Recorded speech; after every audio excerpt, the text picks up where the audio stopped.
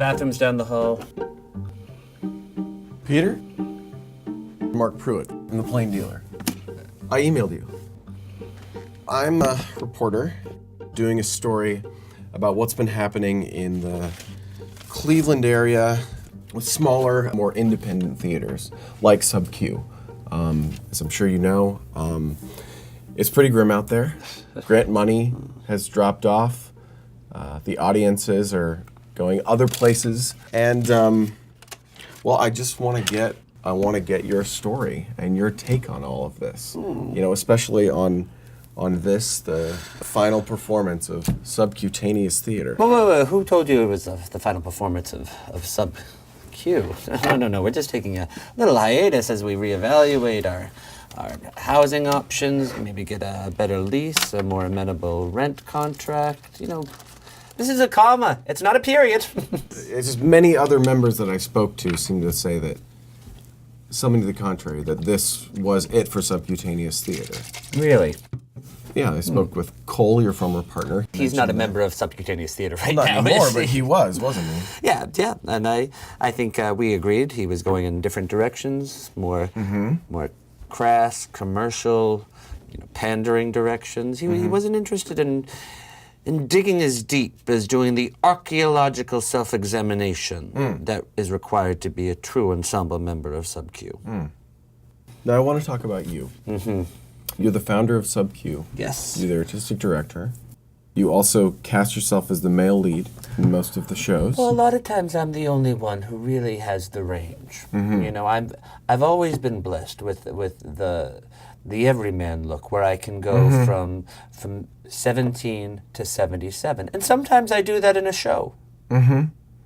You know, if I did film work, I think I would still probably be cast as the young romantic lead. Or, why haven't you done any film? Film is dead. Film is a dying medium. Theater has been around for 2,000 years. Film, 100 years, and already it's dead. Web series, Right. Vines, Snapchats. Now, does this exclude the Cheez-It commercial that you did?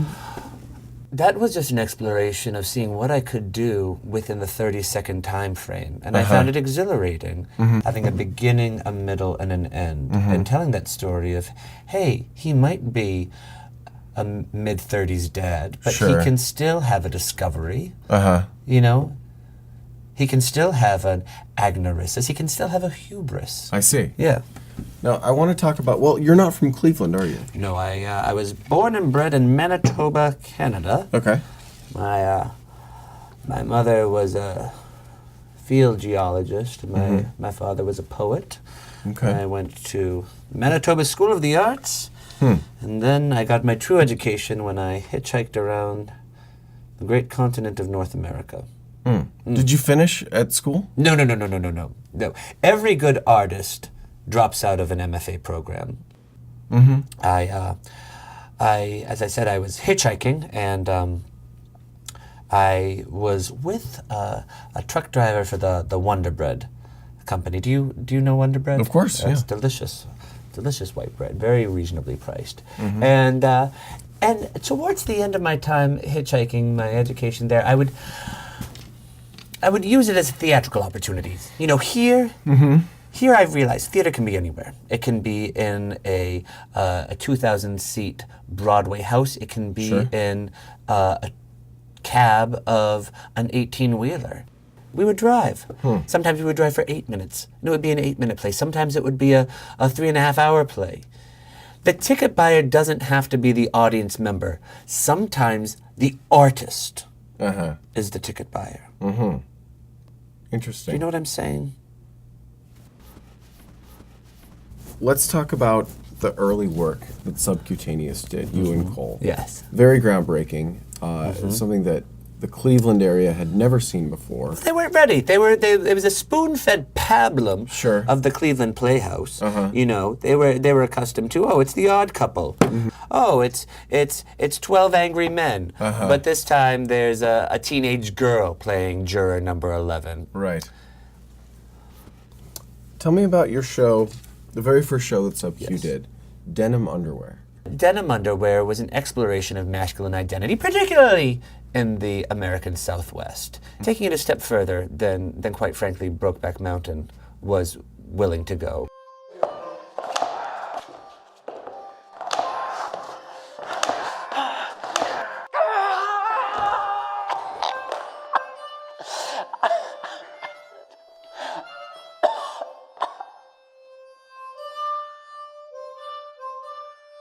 People really responded to this show. Yes. I mean, this really set you on a trajectory, at least early on, where you were getting... We had hit after hit, and it was Cole's baser instincts were being tempered by my artistic ones. So there was the spoonful of sugar to help the theatrical medicine go down and cure, quite frankly, a dying patient. That was the Cleveland art scene. Now, you wanted to do hula hoop. Yes. Cole did not, and that's when he left, correct? It seems that some actors are only interested in doing a play when they have, quote unquote, a part, a role, lines, entrances, exits.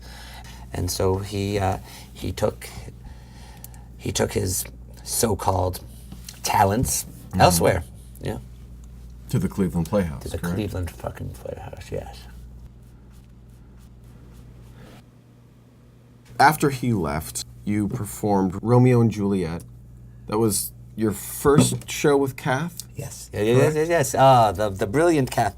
Yes, she joined the company. I think the last season that Cole was in. She played Mary Tyrone in our musical version of Long Day's Journey into Night. And again, it was the first time anyone had thought to have a 25-year-old play this 60-year-old opium addict, and that brought the idea of addiction terrifyingly alive to Cleveland. But yes, and quite frankly, she was the person who got me artistically in a way that Cole never did. And so with her, we collaborated. We were able to push each other. We were able to have shows that were nourishing artistically and financially. Believe you me, Cole did not like that. Now, this changed, however, when you performed, what was it? Yes, the Phases of the Moon plays? Oh, yeah. Well, Correct? the Phases of the Moon.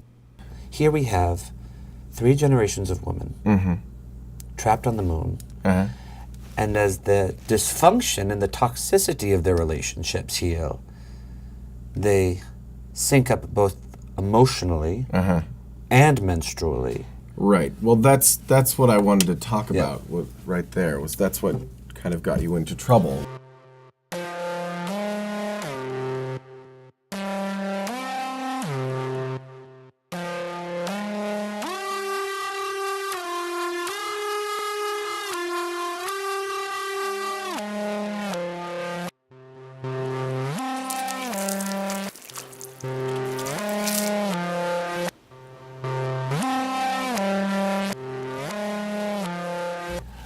Certain members of our board were uncomfortable with the raw, visceral attitude that we took to displaying. You used pig's blood. Yes, it You was. used actual pig's blood that We- then sprayed on the audience, correct? Yes, we were collaborating with a local slaughterhouse. Here was this community that had been visibly shut out of the art community for years. And I'm building a bridge to them and saying, yes, use that thing that you were literally going to flush down the drain into our water system. But no, bring it into our theater, and we are going to spray the front 3 rows and half of the mezzanine with this. These women are on the moon. They're in a constant state of menstruosity, and we have to embrace that. Most of your funding left at that point. Most of your donors left the theater. Just for that one thing, just for blood. Do you regret not just using a ribbon or using some other theatrical convention? Have you ever seen a woman menstruate? I mean, what do you mean? Can a ribbon be absorbed by a Tampax Mini? No. No. Well, there's your answer to your question. When Romeo and there's your answer to Juliet your question. die, they don't actually die on stage. But wouldn't it be amazing if they did? No, this was what some people call really the beginning of the end for subcutaneous theater. This is the beginning of what I would call troubles. I'm talking specifically about your captive audience series. The captive audience series was a way for us to challenge audience members to say no. By handcuffing them to their seats? Yes, you know how many times audience members will think, oh, now it's time for me to uncrinkle my butterscotch candy. Oh, I don't need to learn this piece of information. Let me just toddle off to the bathroom.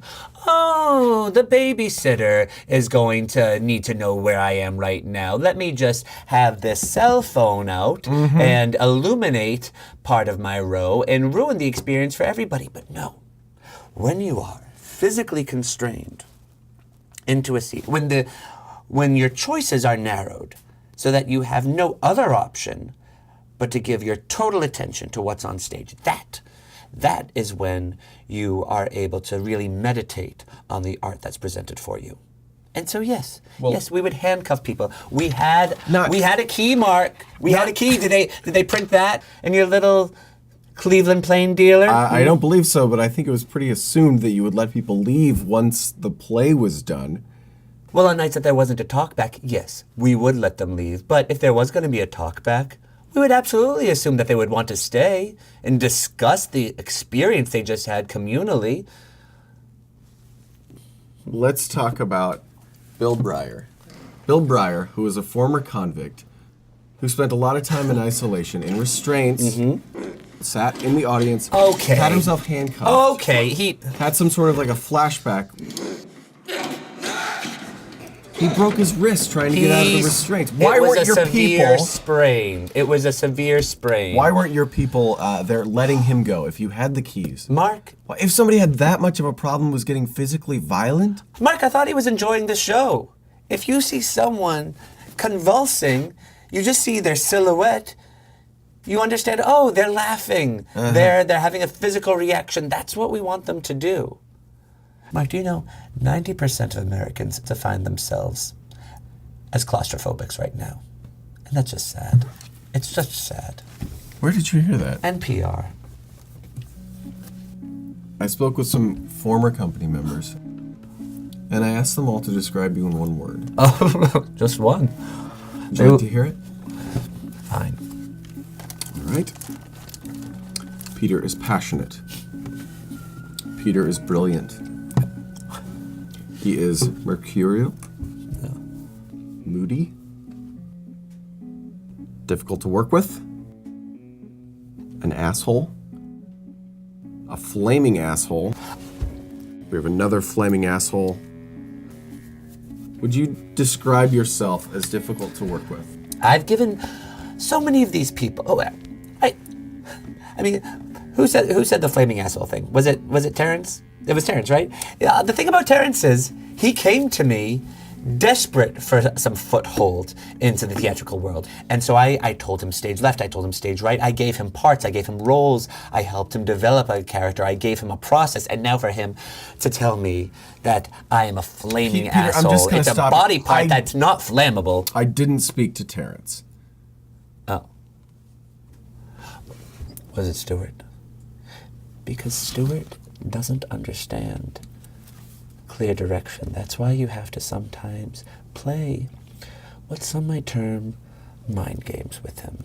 You know, in every ensemble there's always a weak link, and people thrive when they have a common enemy. And yes, sometimes I made it Stuart, but it was only to serve the purpose of the show. Isn't there a different way to do that? Mark, if there was, I would love for you to tell me. I would love for you to tell me, Mark. You seem to know a lot of answers right now for someone who has never directed a play. Have you ever directed a play? No. Okay. Well, I don't come to the Cleveland Plain dealer and say, oh, here's a different angle that you can take on your feature. You do. That was 2 times. And I think, again, I'm advocating for myself here, where if I see a critic fundamentally misunderstand a play, then yes, I am going to take the time out of my busy schedule and go over to the offices and say, here's an opportunity to learn something, you know, person who is sitting in their little ivory tower. I think Teresa just didn't like duct tape, you know? I think a lot of people didn't like that show. Oh, Teresa Horvath, Cleveland Plain Dealer, theater critic. Cleveland Plain Dealer, mudslinger, I would say. In a citywide paper, Mark, would you just sit there passively?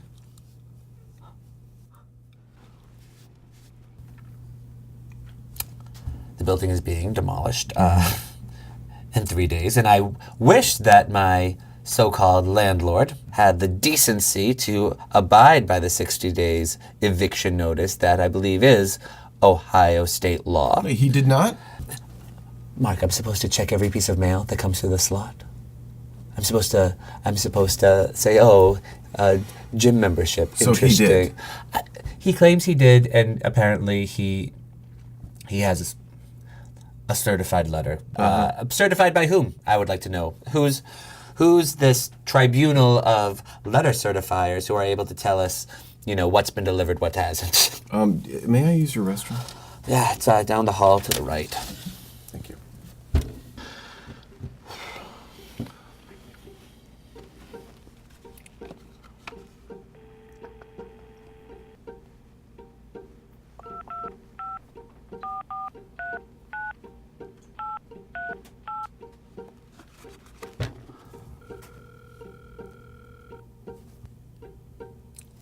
Hey, it's me. Yeah. No. I know that we agreed to have a little bit of space, but I just wanted to to say hey and see if you were able to come to that going away thing tonight. And it's just no, yeah. Yeah, and I know we said that we weren't going to see each other, but I thought, you know, if a bunch of us in a bar just kind of toasting to the old times, you know, that wouldn't really fall under the bounds of, you know, what your therapist was talking about. Yeah. No, I think that's important too. Yeah, yes, I do. No, I'm not trying to sabotage the work that you're doing here, Kath. I'm just trying to say that it would be nice to see you in a social setting, and maybe that would help us get some of this, you know, misunderstandings behind us, you know? Okay. All right. Well, I found some of your old costumes yesterday, and I didn't know if you. No, I wasn't going to drop them off. Yeah. No. I can mail them. Yes. Yeah. I'll just send them. Oh. Okay. Yeah. I can send them to Cole. Okay. All right.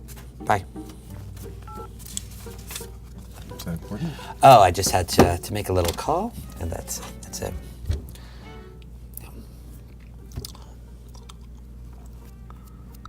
I know if it were me, I would be feeling very nostalgic right now. I mean, 9 years. You know, we're in here in the dressing room of Subcutaneous Theater. I see the egg from Mr. Egg, and look over there. Yep, I recognize there's the pill bottle from Don't Try This on Me. You saw that? I did. I loved it. It was good stuff. Yeah. Well, we're just taking a little break right now and some time to try new things. You know, Listen, I'm eager to get everyone that I've spoken with has said that this is the end of Subcutaneous Theater. Is this it? I'm exploring my options right now, Mark. I have a lot of opportunities. I'm going back into the 9 to 5 world. A job opportunity lined up. I'm going to be a assistant manager at Burrito Bayou, you know, the Cajun Mexican fusion place, where jambalaya comes to life. 9 years ago, when you started SubQ, did you see yourself working at a Burrito Bayou at the end of it? Why not go to New York? Why not go somewhere else? Somewhere where the work that you're doing would be more appreciated. There is not the call for middle-aged men with non-equity experience in the New York scene, and I think that's sad, quite frankly. But I'm dedicated to sub-Q, and if I have to die trying to get this theater company back on its feet, I'll do it. I mean, what would you do, Mark? The place where you breathed, lived, ate, bled, cried, ejaculated, all of those processes. If that place was just going to be bulldozed to make way for a mattress chain discount store, what would you do? I'd fight it. I'd stage a protest, you know? I spoke with at least a dozen former Sub-Q members. And listen, nobody wants to see Sub-Q go. I bet if you called them, they would come down here right now and stand with you and protest. Yeah. Just get some attention. Chain myself to the door. Do it. Stare down that brown shirt worker driving the Absolutely. bulldozer, Yeah. daring him to compress me into the gravel and the grit. Yeah. And I'm just spitballing here, but if it was just an artist, just this loud mouth, they wouldn't care. But if it was just me, hey, get me out of here. They're not gonna care. That's standard Peter tomfoolery. I think they would. Yeah. I think they would too, Mark. But especially if there was like a member of the press, there. Artist with writer chained together. Are these real? Yeah, they're from the Captive Audience series. Peter, where's the key? Mark, I just want to tell you this. When the bulldozer comes, it breaks down that wall, and daylight breaks through and the debris rains down on our dehydrated bodies, won't it be so satisfying to know that we have made a difference? No, it won't be. Not for me. This is not my fight, okay? It's your fight now, Mark. No. Don't do that. Do not. No! I've been on it since the beginning.